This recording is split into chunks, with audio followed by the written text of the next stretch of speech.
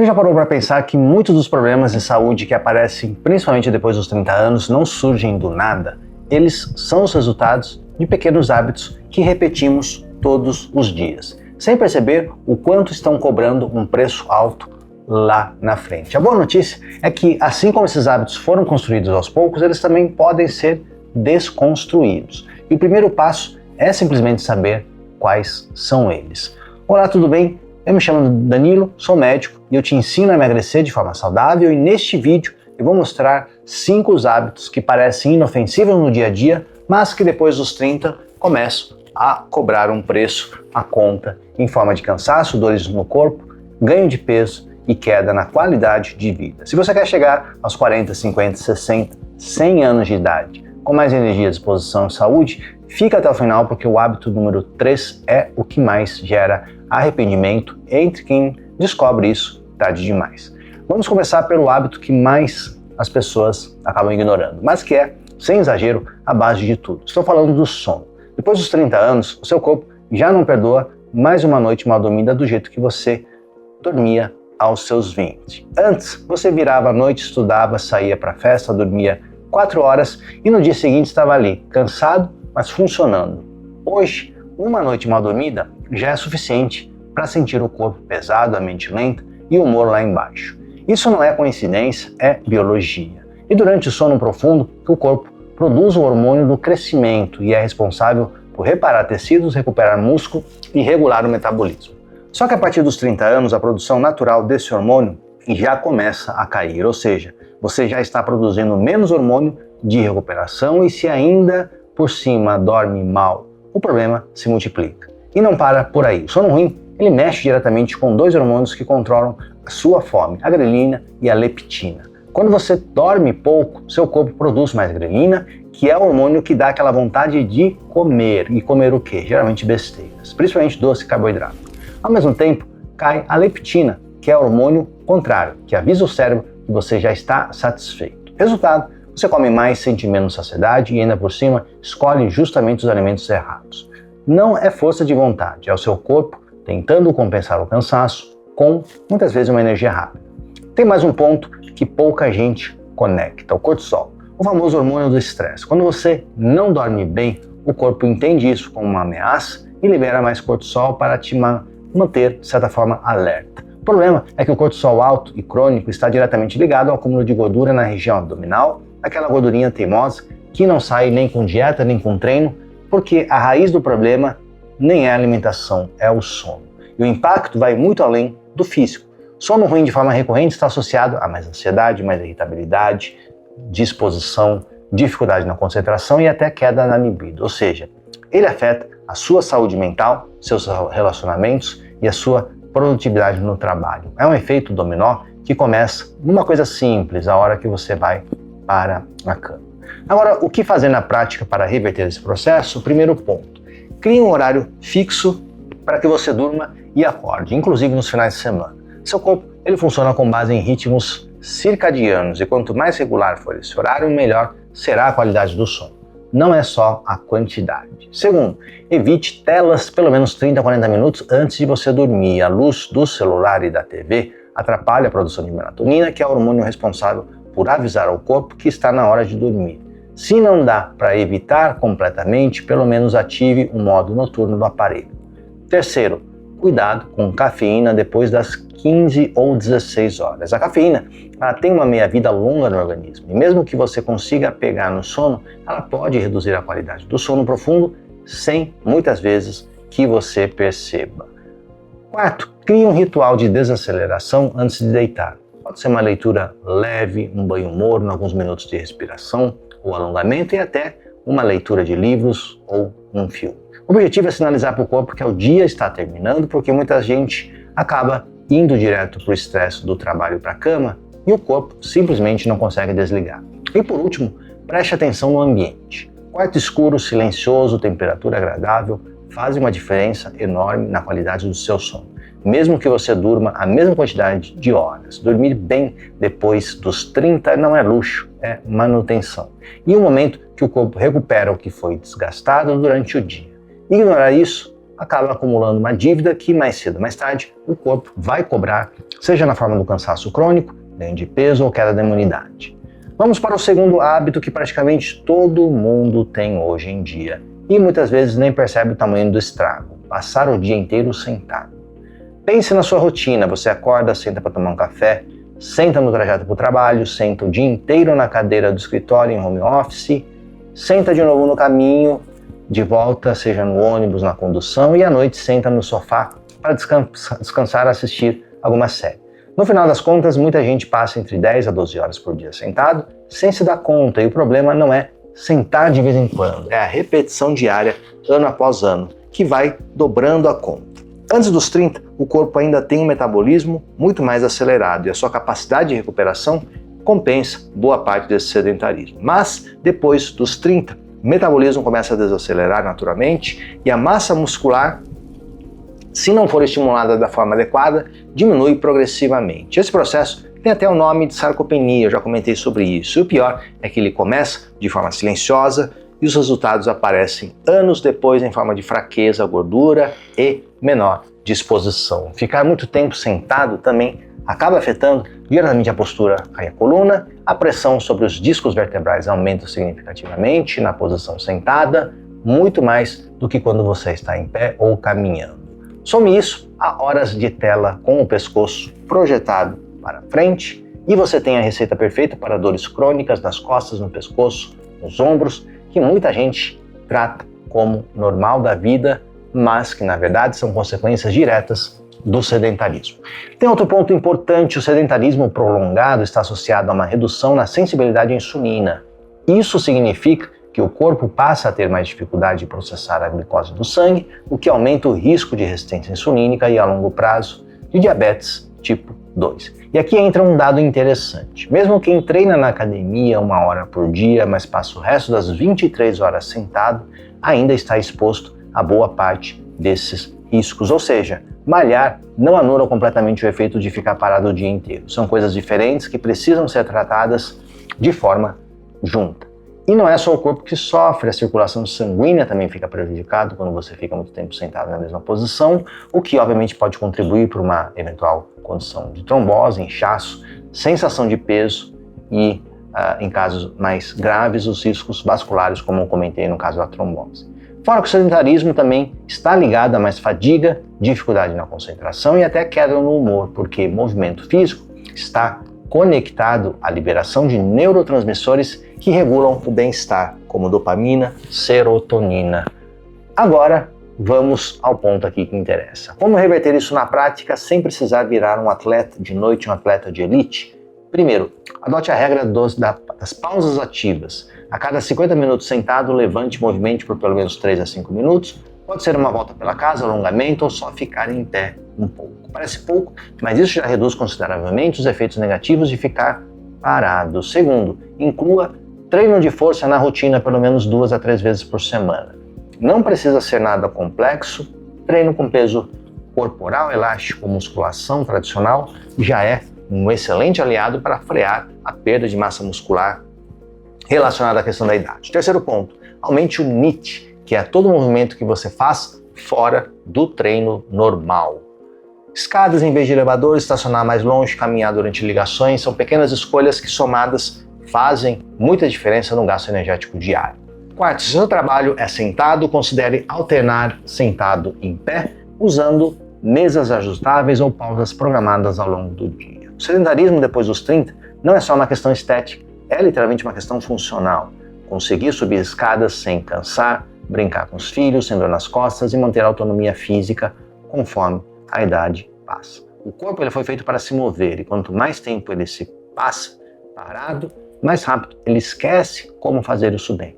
Chegamos no hábito que eu considero o mais perigoso de todos, exatamente porque ele não dói, não incomoda e não dá sinal nenhum até que o problema realmente já esteja instalado. Estou falando de deixar de fazer exames de rotina e check-ups depois dos 30 anos. Enquanto somos jovens, existe uma sensação quase que automática de está tudo bem, uma sensação de proteção, porque o corpo responde rápido, recupera rápido e raramente dá sintomas de algo mais sério. Isso cria um hábito perigoso, condições mais sérias que aparecem depois dos 30, pressão alta, colesterol, resistência insulínica, alterações da tireoide, não dão sintomas nenhum nas fases iniciais. São silenciosas por natureza e é justamente por isso que são chamadas entre os médicos de assassinas silenciosas. Pense na hipertensão, por exemplo. Uma pessoa pode conviver anos com a pressão alta, pressão alterada, muitas vezes sem sentir nada, até o momento que sente um coração palpitar, rins alterados, e quando os sintomas finalmente aparecem, muitas vezes já é tarde demais. E o mais frustrante é que, na grande maioria dos casos, esse tipo de problema poderia ter sido identificado anos atrás, com exames simples de rotina, um check-up, uma pressão, enfim. O problema vale também para o colesterol. Muita gente só descobre que está com uma colesterol alto quando já apresenta alguma complicação cardiovascular, seja no exame, por exemplo, de ultrassom das carótidas. E o pior, o colesterol alto não tem relação só com a alimentação. Tem forte componente genético também, o que significa que mesmo pessoas que se alimentam relativamente bem podem estar em risco sem saber, simplesmente porque nunca fizeram um exame adequado. Depois dos 30, também é comum começarem a aparecer alterações hormonais, principalmente relacionadas à tireoide, que interfere diretamente no metabolismo, energia, humor e até no peso corporal. Só que os sintomas de uma tireoide desreguladas, cansaço, ganho ou perda de peso, queda de cabelo, mudança de humor, são facilmente confundidas com estresse do dia a dia ou uma correria da vida adulta. Sem um exame específico, é praticamente impossível saber se a causa é hormonal ou se é somente uma rotina mais puxada.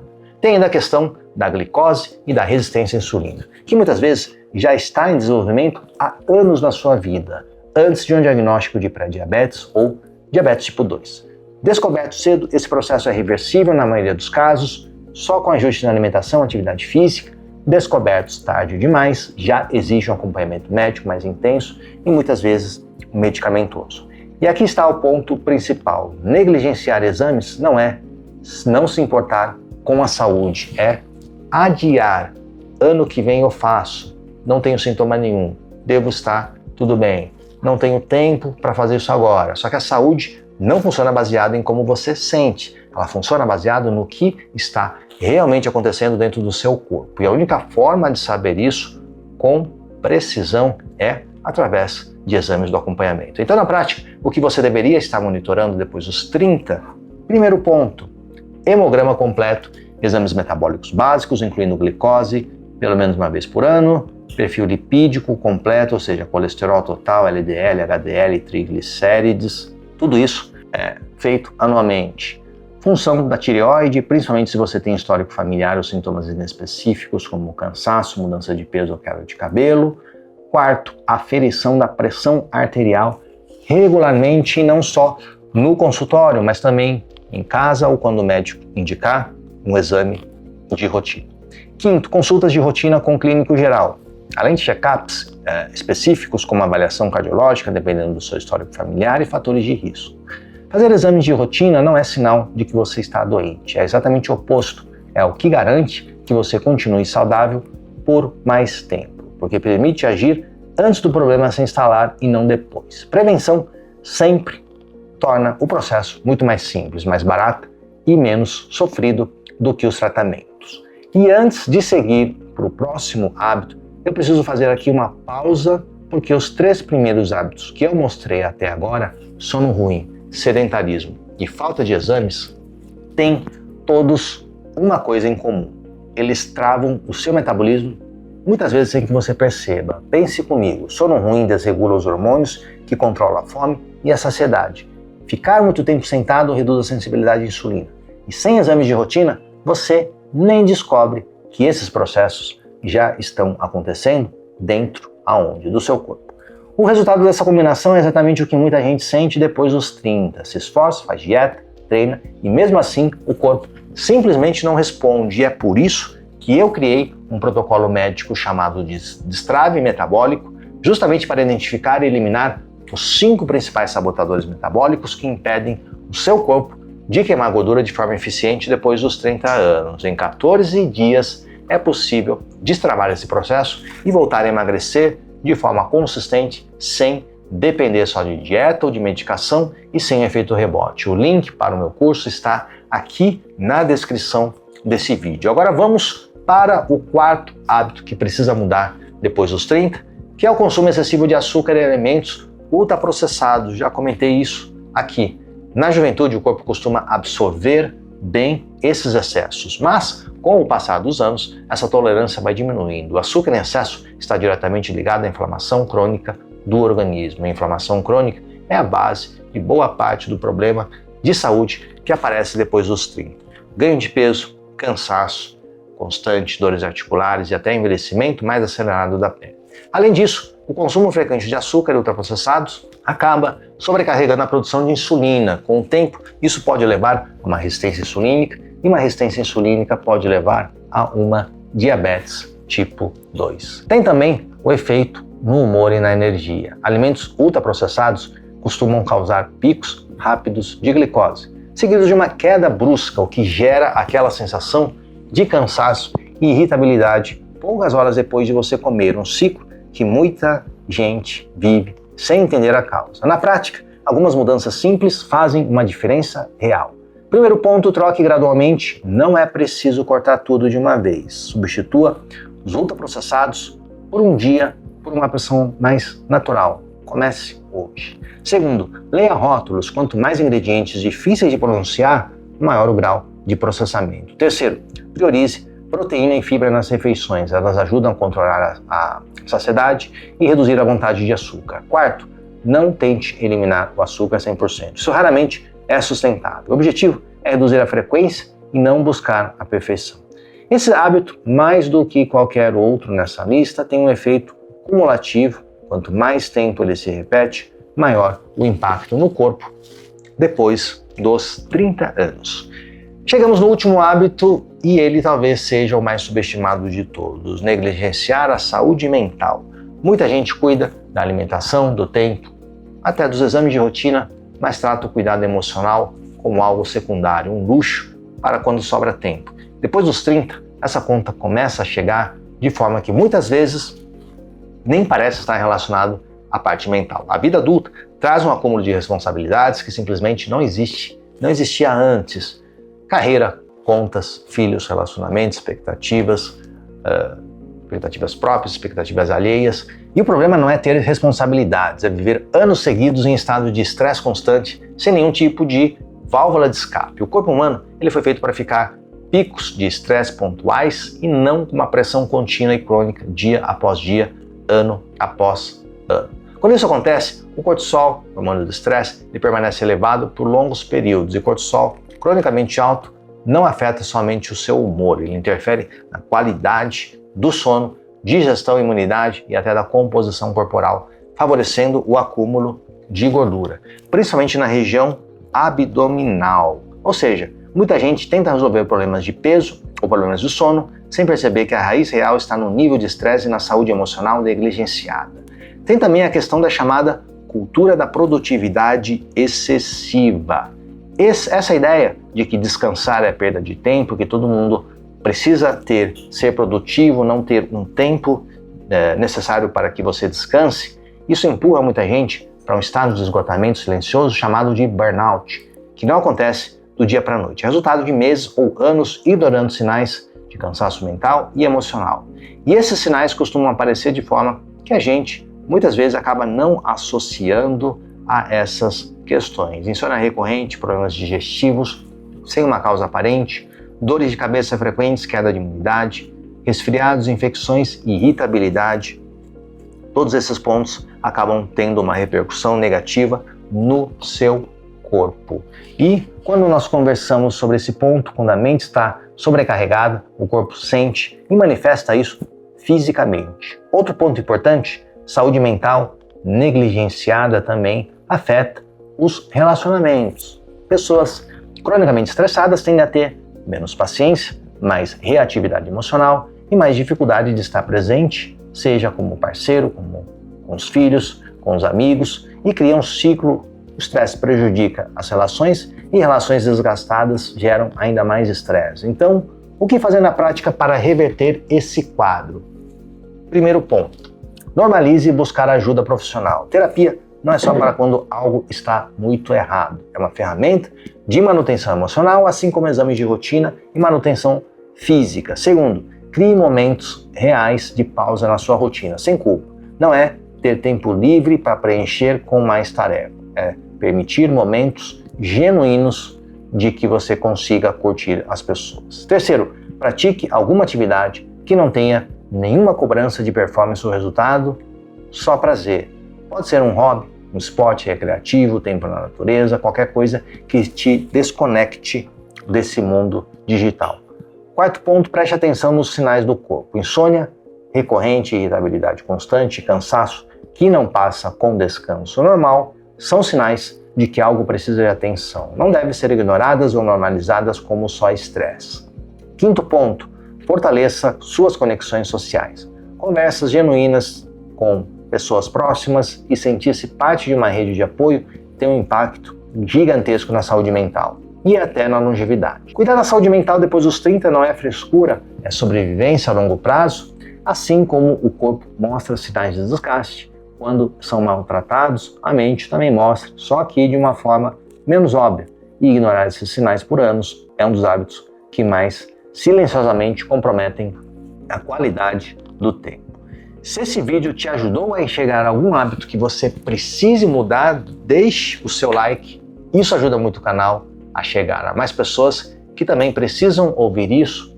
Comente, eu sempre acompanho todos os comentários e nos vemos no próximo vídeo.